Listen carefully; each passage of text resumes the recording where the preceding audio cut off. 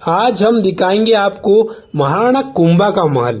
ये जो सामने आप विजय स्तंभ देख रहे हो, इस विजय स्तंभ का निर्माण भी महाराणा कुंभा ने करवाया था। यह चित्तौड़गढ़ किले के अंदर स्थित है। ये जो आप सामने गेट देख रहे हो, इसी तरह के 7 गेट पार करते हुए महाराणा कुंभा के महल तक पहुंचा जा सकता है।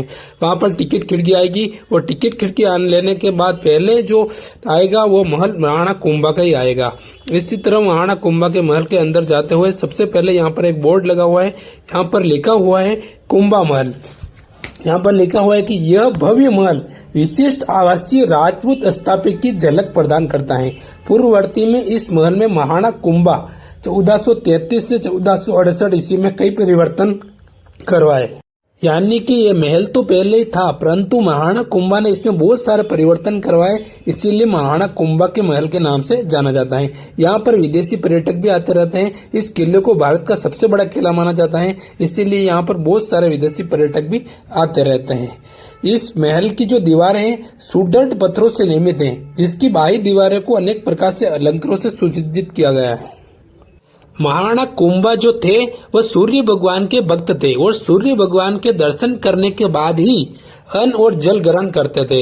जब मौसम खराब होता था तो सूर्य नहीं निकल पाता, तो ये जो सामने आप जगह देख रहे हो, इस जगह पर 50 किलो सोने का सूर्य भगवान की मूर्ति बनाई गई थी। तो इसके बाद उस मूर्ति के दर्शन करने के बाद वह अल जल ग्रहण करते थे। इसी प्रकार सूर्य भगवान के सच्चे ये जो आप देख रहे हो ये राणा कुंभा का महल है। राणा कुंभा ने यहाँ मेवाड़ के अंदर सबसे ज्यादा विकास करवाया। उन्होंने चित्तौड़गढ़ के जो सातों गेट है, सातों गेटों का निर्माण राणा कुंभा ने ही करवाया। ठीक है, राणा कुंभा। इसके बाद राणा कुंभा ने कुंभलगढ़ किला बनवाया, जो कि उन्हीं के नाम से कुंभलगढ़ नाम रखा गया। राणा कुंभा ने, इसीलिए इसको कुंभलगढ़ है। यानी इनके बाद भी लगभग उन्होंने मेवाड़ के अंदर बहुत सबसे ज्यादा विकास कराने वाला जो राजा हुए थे वो राणा कुंभा हुए थे। ये जो आप दृश्य देख रहे हो ये राणा कुंभा का महल है। ये महल चित्तौड़गढ़ के अंदर स्थित है।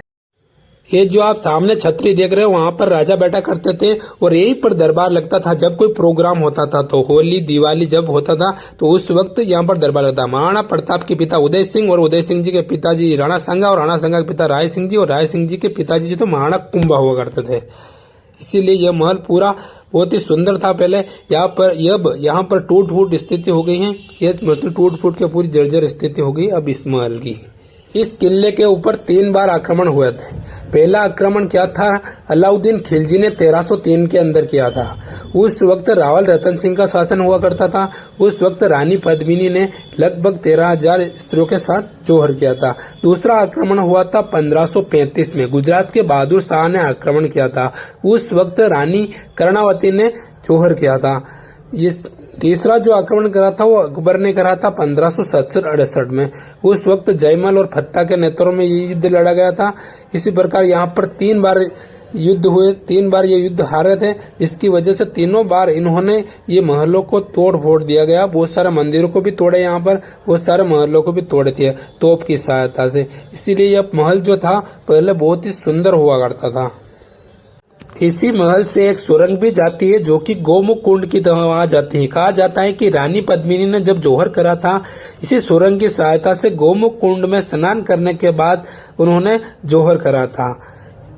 कुछ इतिहासकारों का कहना है कि रानी पद्मिनी ने जो जौहर करा था इसी महल के एक सुरंग के अंदर करा था। रानी पद्मिनी ने कहा कि मेरे मरने के बाद मेरी की राख तक उस अलाउद्दीन खिलजी के नसीब में न हो, इसीलिए उन्हें कहा जाता है कि रानी पद्मिनी ने जो जौहर करा था इस महल के अंदर करा था और बाकी जो स्त्रियां थी उन्होंने जौहर कुंड के अंदर वहां पर जौहर किया था।